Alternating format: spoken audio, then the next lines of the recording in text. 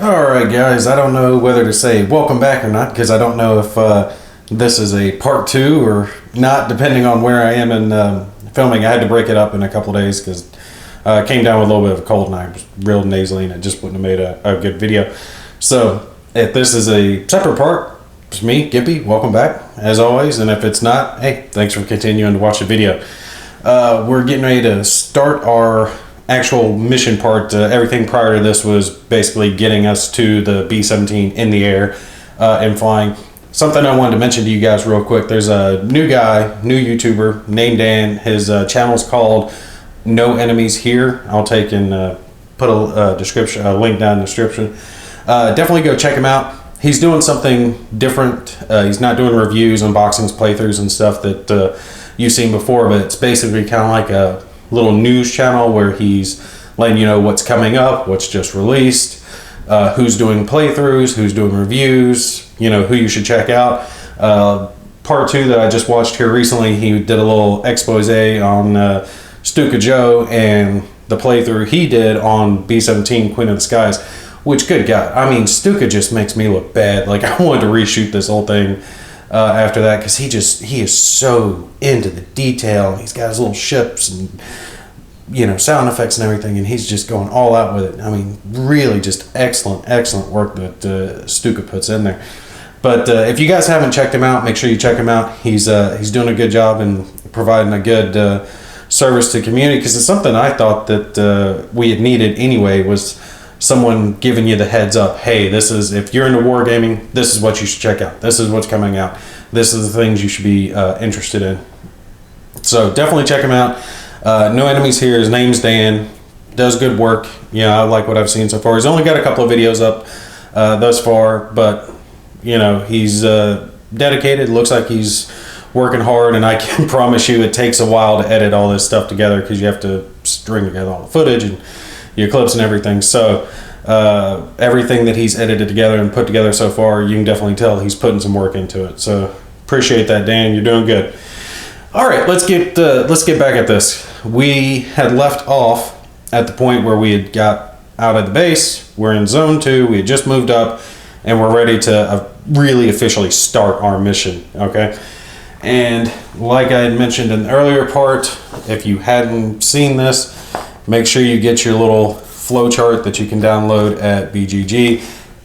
This thing is just a godsend and really helps out. I especially love how it's color-coded and it tells you exactly what table to go to. We have moved and we've gone to weather and zone. It's table 4-1. So we'll take and go to our game tables here and we'll flip to it. Table 4-1, where is it? Here we go. Weather in the zone, bam, right there. And we're going to take, and you see roll 1d10, and it's going to tell us what type of weather we've got.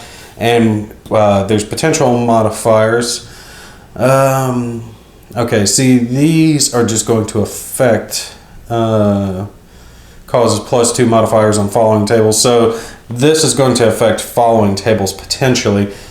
-1 if previous zones weather was clear conditions from 4-1. No, we haven't had anything from that, but we do get a, let's see, if in zone 2 an outbound leg of mission and weather over base was good, we get a -1. Okay, so we're getting a -1 on our roll here because our weather was good across the base. So let's take and roll our d10, see what we get.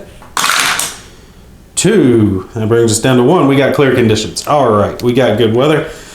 Let me take and mark that on our sheet here. My crappy handwriting on my zone worksheet. I got my 2 sheets that I'm keeping track of, mission log and zone. We've got clear weather. Now we're getting ready to do our contrails. And like I said, you can, if you don't print out that little flow sheet, generally the Game Tables book does a good job of walking you through each step, but it does definitely help having the flow chart so you know exactly where to go and what table you need to look at. So here we go. Weather and zone. Our next is mission recall. So it's not contrails, we're on mission recall. This one, I don't know if I'm going to hold up every one of these charts, but I probably will. We'll just have to see how much it slows us down. Group is recalled due to weather over Europe. Let's see. Only roll on this table if the roll on table 4-1 is 100% cloud cover. So since we did not have 100% cloud cover, we're going to take and move on. And like I said in my earlier part of this, don't hold it against me for not having all this memorized, or if I miss a modifier here or there, because there are just so many charts, so many modifiers, so many dice rolls that you make in this game that you're bound to miss one here or there. That's why I really highly recommend this flow sequence of play chart. All right, mission recall, we didn't do. Mechanical failure, table 4-3. Okay, let's see. We're going to roll 2d10s and do it on like a percentage base, so 1 to 100, and have potential mechanical failures. Basically, we need a 6 or a higher.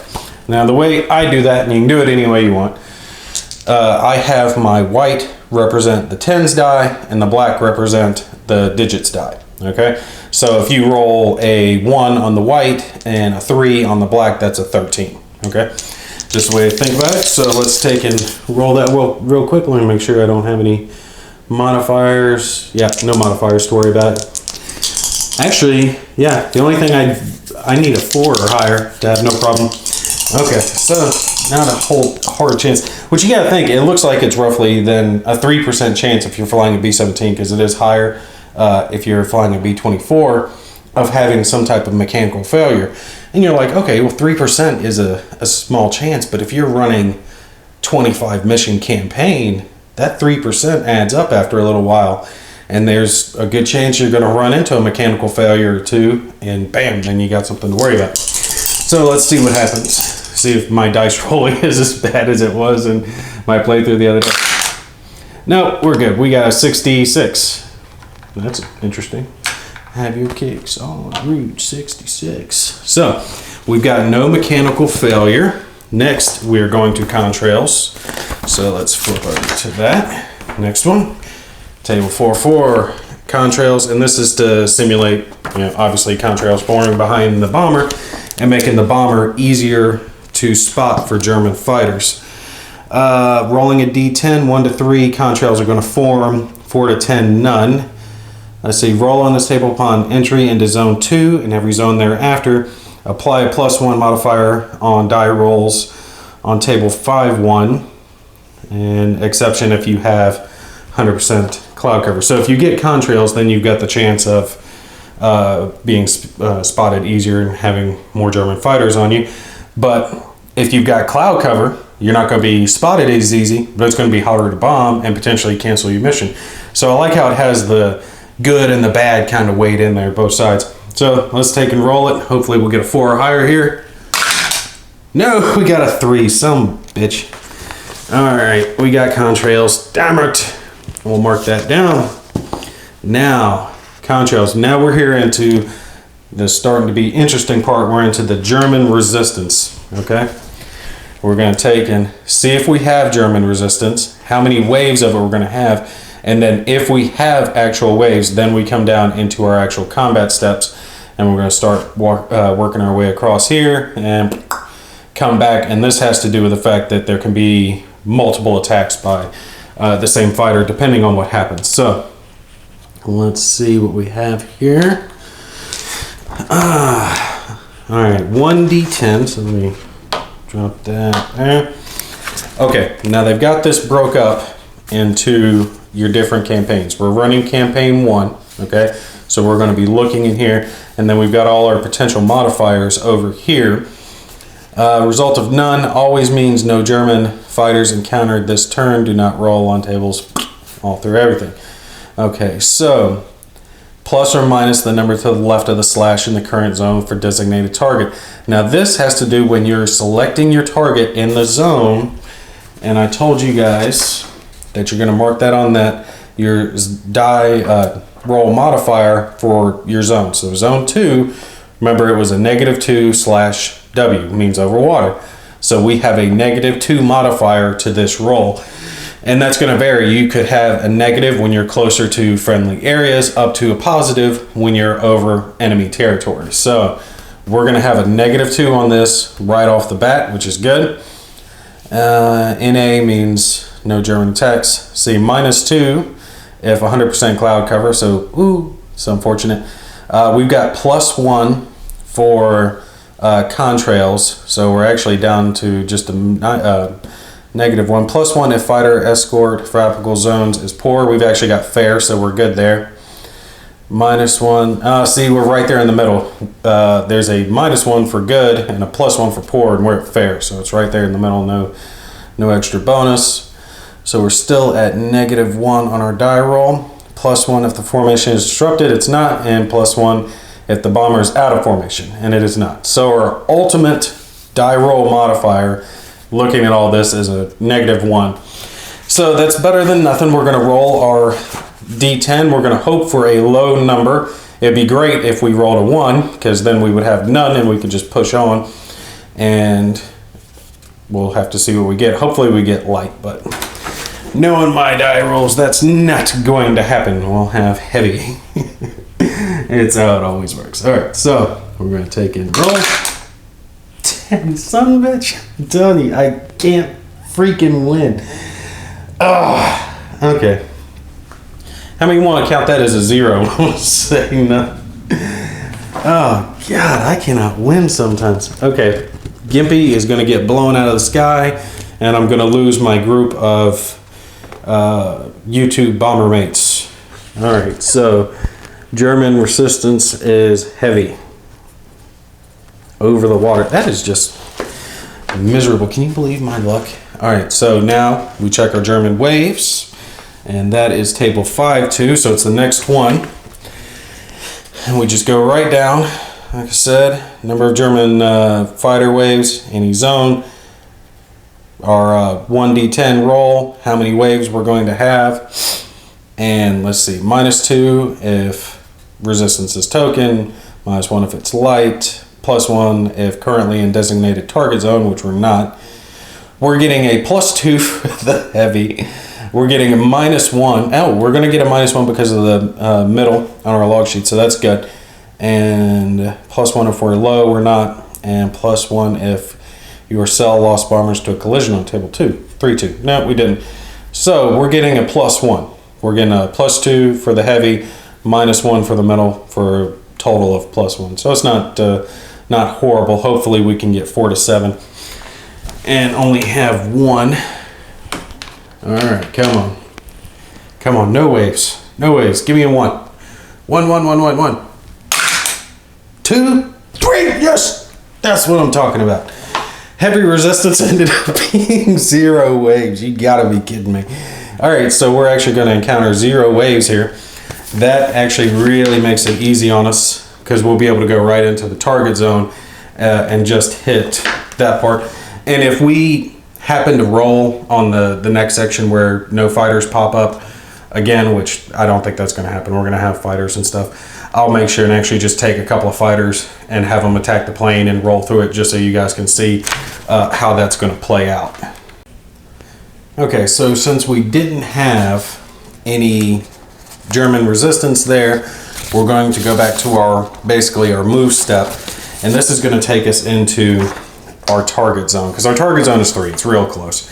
And like I said, there's 2 sheets to this flow chart, and the second one has to do with the steps you're going to take when you get over your target zone.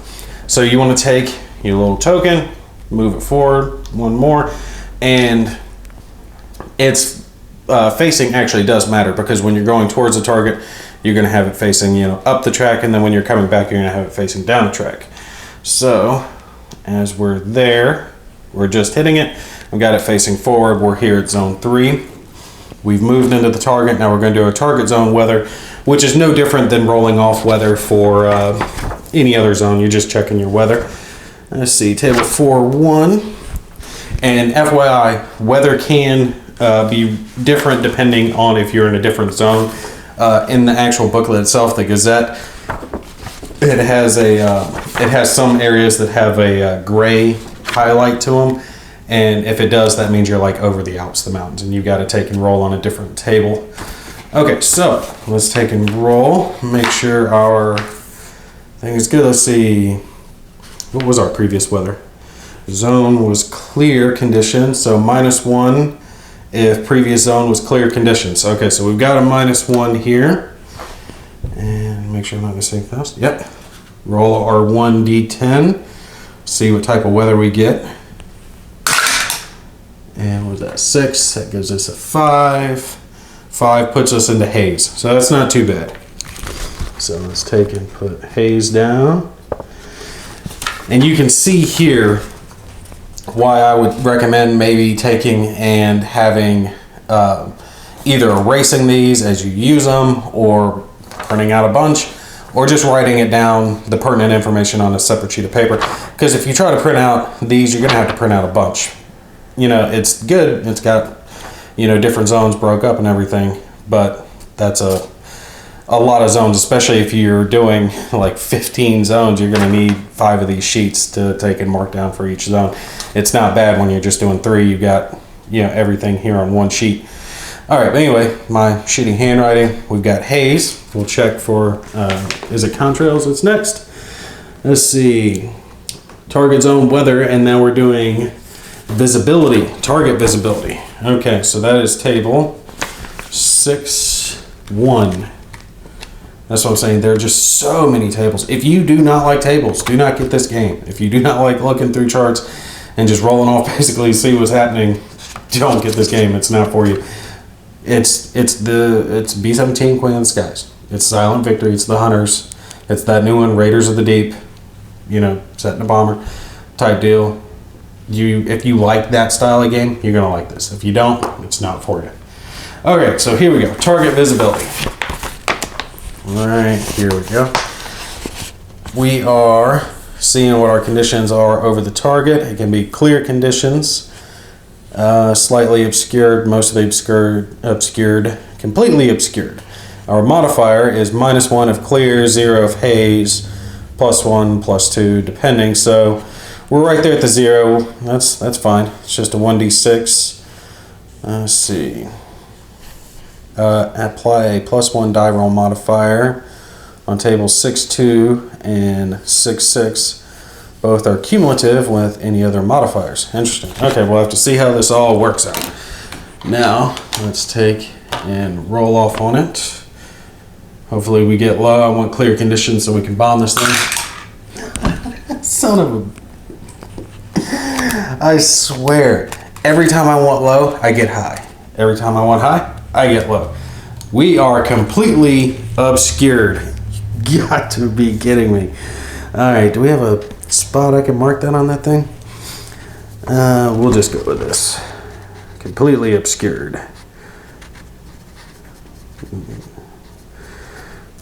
Wow. Wow. Gimpy's bad die rolls, man. I'm telling you. Okay, so target visibility, there is none. We got to do our mechanical failure. That's going to be a -2 modifier. Let's see, -2 on 6-2 and a -1 on 6-6. Jot it down just to make sure I don't forget it. All right, mechanical failure, table 4-3. I know you guys aren't seeing some of this stuff, but I'm not cutting it out because I want you guys to see how much back and forth I'm having to do. You need to see it to know whether or not this is something you're interested in, if it's going to be a game that you're going to be able to push through. So, here we go. Mechanical, anything but a 3, or 1, 2, or 3 rather. 10. Close. That was close. All right, so. All right, no mechanical failure. Now we are going to German resistance, table 5-1 again. All right, our modifiers. We are going to be getting a -1 for the zone. We're over France, but we're getting a +1 for being over the target, I do believe. Where's that? I know there's one for that. Okay, no, that's down here. Oh, the number of waves. Okay, so we're just getting the -1. Nothing else is applicable to us right now. We're still in campaign 1 here. So let's take and roll our -1 and see what type of resistance we get.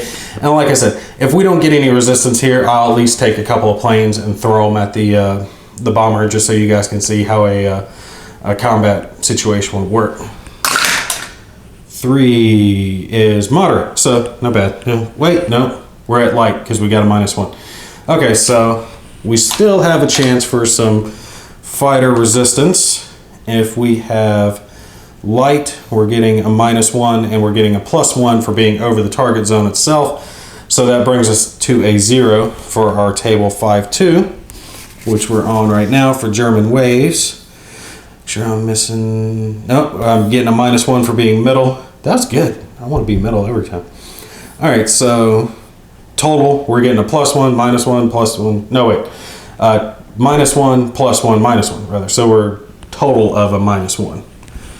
That's what I'm saying. They're just modifiers through the butt on this thing. All right. Let's take and roll it, see what we get. 6 brings us down to a 5. That leaves us 1 wave. Okay. So we've got 1 wave. That's cool. We can take and have some fighters on top of us and let you guys see how that works. All right.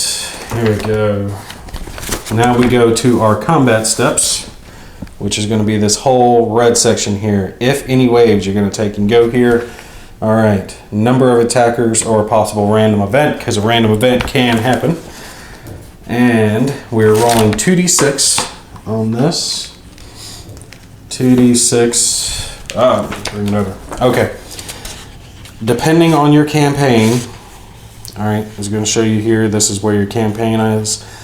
And then you're going to look at what type of resistance you have. We have light resistance, so we're going to be here on campaign 1, rolling 2d6, and it's going to be similar to what we're doing with that, where we're kind of using those percentage dice.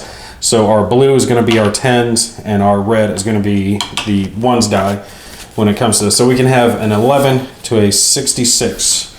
No modifiers. We're just rolling to see what we get. All right, let's get something easy to blow out of the sky. All right, we got a 62. 62 is none. Okay. So you see right there, none. With no fighter waves, that means we've got nothing. Okay, coming at us.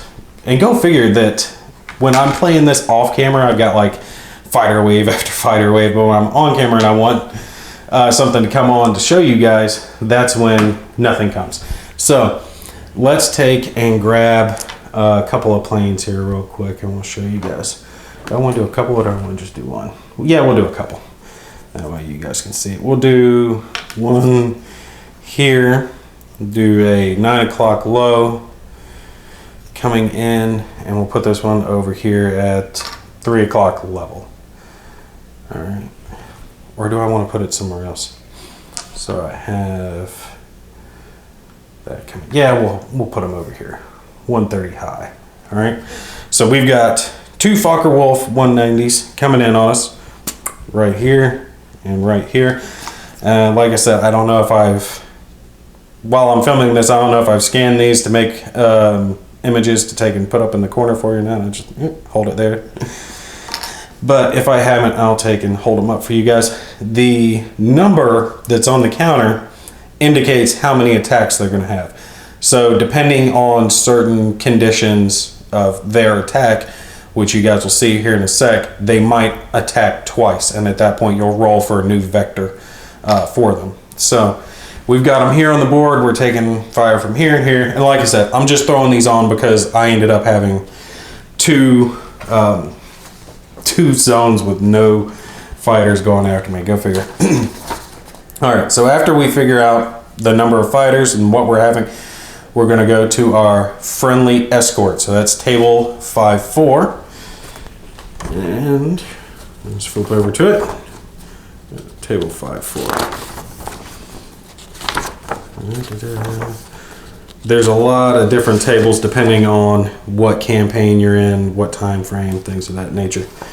Okay, so you can potentially have fighters driven off by your cover, okay? So I have fair cover, so over here, it's going to be on this column here, I'll roll a 2d6 to see what it is, and you'll see how there's a number in the front and then a number behind it in parentheses. If, say for example, I rolled a 3 here, that would mean that 3 fighters from this wave would be taken away by my fighter cover, and 1 from each wave that was coming after. So if I had 3 waves coming, then the next waves would be reduced. So that's a good thing. And obviously the more fighter cover you have, the more likely it is for them to be driven off. So, alright, let's see. Any modifiers? Okay, that just explains it. We're going to take and do our 2d6, see if we drive any of these guys away. Alright. We got a 3. I swear, it's like there's a higher power, dude, telling me to not have any fighters. R3 gives us 2 fighters off of this wave and 1 fighter from the following waves. So we essentially don't have any fighters here. So we'll take this one off and we'll leave the other one. I'm going to have 1 attack the bomber itself, at least, so I can show you guys how that works. Okay, so now don't do this in your game. Don't, like, you know, force fighters onto the table. It's not how you want to do it. Okay, so after we did our friendly escort, possible evasive action, there's stipulations. I'm not going to get into all that. Make sure you read about evasive actions. It has to do with your positioning, if you're out of formation, and whether or not your bomber's taken evasive action to try to avoid the incoming fire. It will reduce their chance to hit you, but it will reduce your chance to hit them. All right, now let me pan over real quick. I'm going to pan the screen over to my plane with all my crew so I can show you guys something when it comes to the attacking fighters. Okay, so over here is my little silhouette of my bomber, and this is something I like to do. You can do it either way. There is a chart in the book that lists down every position you can be attacked from and what guns can take and hit from there. So you can use this, or you can take, and if I can get my little book set down here, you can use this, which I like to use both. And like I said, I'd leave the counters next to the gunners themselves. That way I can take and scoop them up and, you know, allocate them out, because you're going to take them from wherever you have them stacked, here or over to the side, and you're going to put them on the fighters that are coming in that you want them to attack. Now, I threw this guy down at 9 low. I should have thrown him at 9 level because I could have got an extra gun on him. But we look at it, 9 low gives us the ball turret and the left waist. So our left waist is over here, so we'll take that counter and we'll throw it on him, signifying that our left waist gunner. And these do have, like I said, I don't know if I've made images or found images for these or not. It does annotate on it where it's coming from. So you see it says left waist there. So that's going on to him. And our ball turret, which should be this one right here. No, that's radio room. Where's my ball turret? All right, this should be this guy. Yeah, ball turret, which you do have some twinned guns on your plane. That does affect things, so make sure you're paying attention. Like your ball turret, your top turret, I think the rear turret as well is a twin weapon. So since we only have 1 enemy fighter coming in, I can throw in everything that I have onto him that can possibly hit him. Now, this is where you're going to be making, you know, your choices. Say you've got like 3 or 4 planes coming in on top of you. You might have some turrets that could take and hit multiple planes, and you have to pick which ones you're going to take and go after with which gun turret. And your crew members can be injured, and depending on when you do it, I'm not going to get into all the specifics. If a guy's wounded or injured, killed, you can take and remove another guy to take over his position, which can include your pilot, co-pilot. If they're taken out, the engineer can jump onto the plane and start flying it, and then you can have others do it. So positions can be filled by others depending on who you do have left at that point. So once you've taken and selected all that, you're going to take and run through your attack sequence. Let's take and flip back over there. Alright, so before we actually do our fire, one of the things you have to find out is whether or not the incoming fighters are green, regular, or aces. Okay, average or aces. There's actually a neat special rule in the game about a specific German fighter squadron that was stationed in, let's see, it's in the rulebook, I have to look it up later. But their counters actually come with specific elite ace markings on them, and they're considered aces, like right off the bat. Like I said, I'm not playing with that special rule involved, but I like how they took, you know, historical context like that and put it into the game so you can have that level of realism into your games if you want to. That's just so neat to me. Okay, so basically this is a real easy roll. 1 to 2 is green, 3 to 4 is average, 5 to 6 is ace. We don't want a 6 or 5, more than likely, that's what we're gonna get. 1, nice! That's actually good for us, green. So we'll take our little green counter here and we'll throw that on our fucker wolf as well, so we know that he's a greenie. Now, after we do that, we are going to potentially do spray fire. Spray fire is something that you're going to do more likely with your YB-40, since it's a gunship. You're going to take and burn off like 3 ammo instead of 1, and it basically just fills the sky full of lead trying to hose them down. Now, when you're doing your next step after we do that, that's where I was talking about spray fire. This is where your defensive fire is, and it has a little reminder here for you to check off ammo. So as you fire, where's my little sheet here?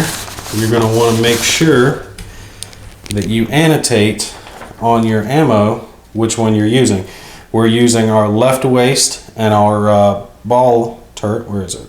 So right here, actually they're right here next to each other.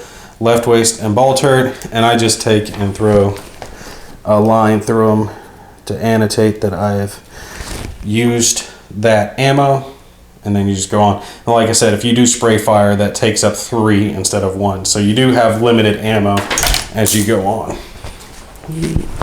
Wouldn't be a gimpy video if you didn't drop something. Now, set that over there. God, this is the one thing, you have to be organized when you're playing this game, because you're going to have counters and paper, especially paper, just everywhere that you have to keep track of and keep flipping back and forth through. Alright, we've done our check off ammo. Now we're going to do our defensive fire. We do fire before they get to attack us. That's over here in the German offensive fire. So we go to table 5-6, and that is going to be right here. Alright, this is our thing, and there's a bunch of modifiers for this. Alright, so basically an 8 through 12 is a hit. Alright, that's what we want, and there's potential for your guns to jam. -3 for defensive fire against a vertical dive. Nope. -2 for defensive fire if intercom's out. We haven't had any damage. -2 for defensive fire if nose turret. Nope. -2 for defensive fire against the ME-163 rocket fighter. The little sucker was fast. So nope. -1 for defensive fire against the ace fighter pilot. Nope. -1 for defensive fire if bomber is performing evasive action. That's what I was talking about earlier. We're not. -1 if nose turn is the hydraulics are out. Nope. -1 if nose turret. Let's see. -1 for tail turret. Nope. Tail. Nose. Nope. -1 if the gunner is suffering from frostbite. Nope. Where's my plus? There's got to be a plus on here somewhere. -1 against ME-262 and HE-162 jet fighters. Those are obviously faster. Nope. +1 for fire against a green fighter pilot. So we've got a +1. +1 if you've got a ace gunner. We don't, but make sure if you're playing your campaign that you do keep track of your gunner's kills, because when they hit 5, they're considered an ace and they get those bonuses. And 2 gunners can share a kill, but I don't believe it counts as a whole kill. It's like you're each credited a half. +1 for Emmy 110, 210, 410, and Junkers 88. Nope. +1 for fire against a 3 or 9 o'clock fighter. So he is at 9 o'clock, so we're getting a +1 for that. So that's good. So we've got actually a +2 going on right now. +1 by a functioning power turret, electric or hydraulic. Nope. We don't have a chin turret, top turret. Nope. Not at 6 o'clock, and not at, if he's in a vertical climb, you get a +3, so that's the biggest bonus you could potentially get. So we're actually getting a +2 on this roll against him, and we have 2 rolls, 2d6 on it. Good God, it took a little while to make sure that we figured all that out. So effectively, we need a 6 or better to hit this guy instead of the 8 or better that we would normally hit. So that's not too bad, we got a chance. So first shot, see what we get. All right, that's a hit. Take and set that one there, and it's hit. We got a hit. And second one is 3. Miss. No, that is horrible. Okay, so this one will take off. Left waist. We'll put him back. So that's good. We hit with our twin turret. That's good. Now, after we have done our defensive fire, we're going to go to table 5-7 to determine our damage against a German fighter. And there's a lot of things that can happen in this. The short version of it is fighter continues attack, breaks off after attack. Fighter damage but continues attack. It gets modifier. Fighter damaged and breaks off after this attack, and then it has modifiers. It's got a lot of different acronyms, and then potentially destroyed.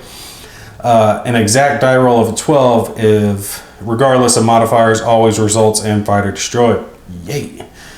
FCA results accumulate on one fighter, so you can actually have fighters that if they are hit but continue their attack, they can continue to get modifiers that will reduce their hits. So we're going to roll a 2d6. Let's see.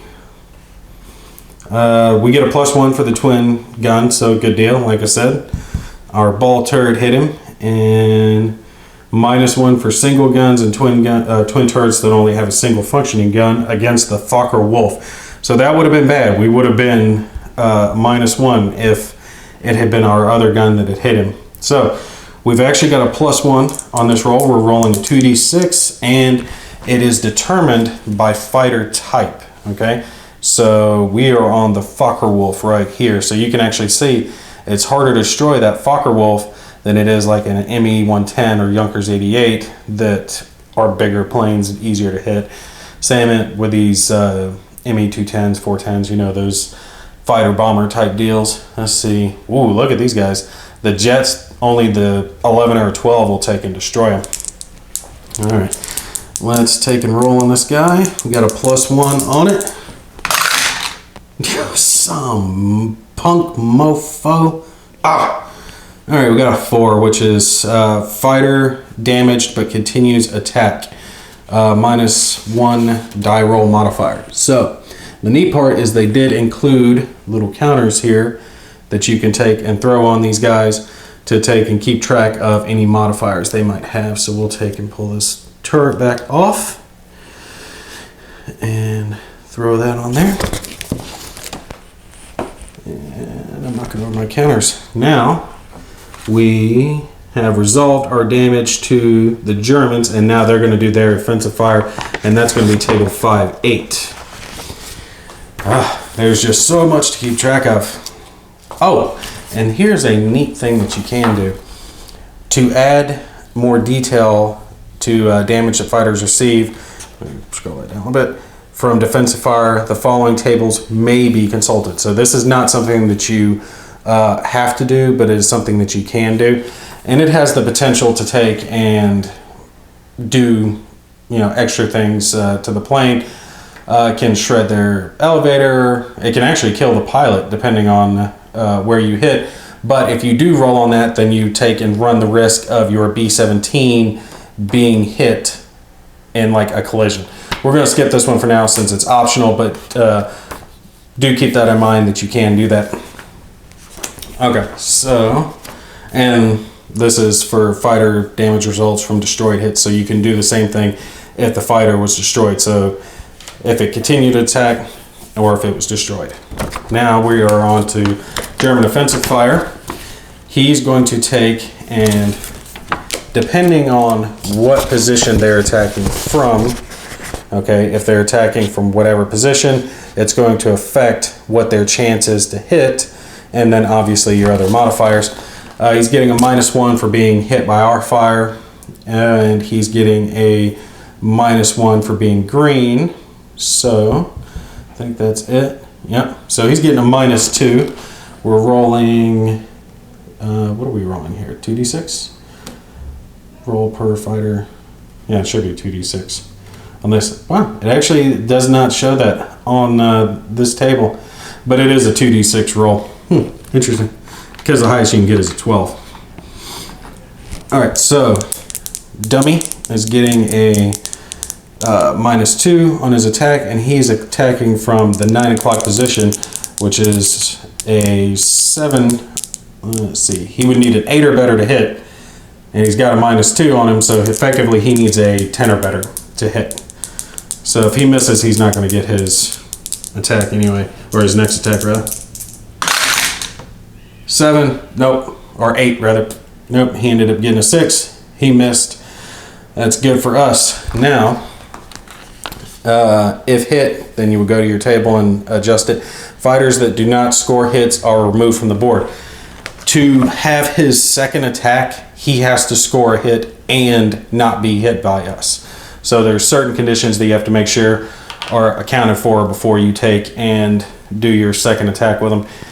See, like our Fokker Wolf has that icon there in the bottom right, which means he would make 2 attacks.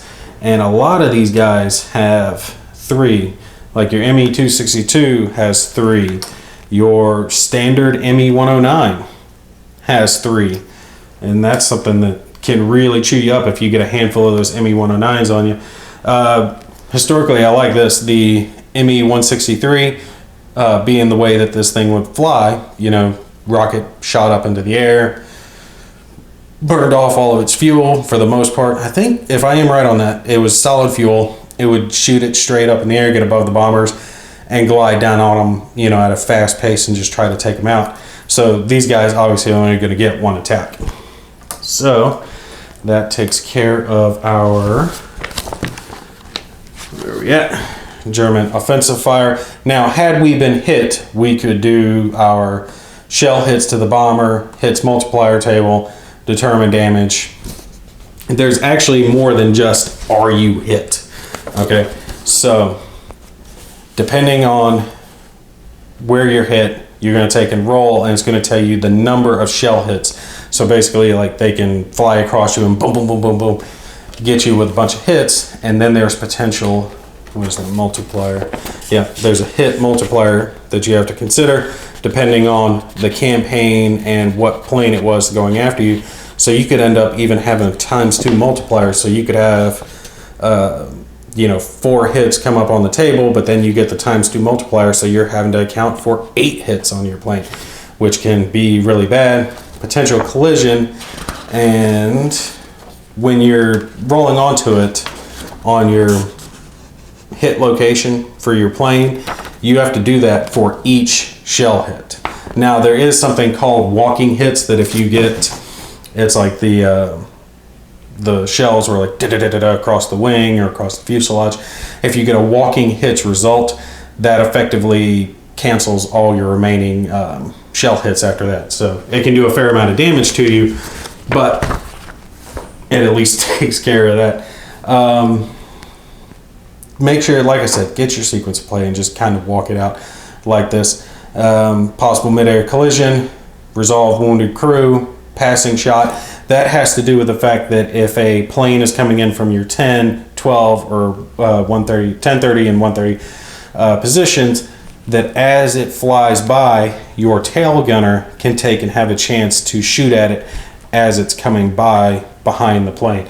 There's special rules that account with that.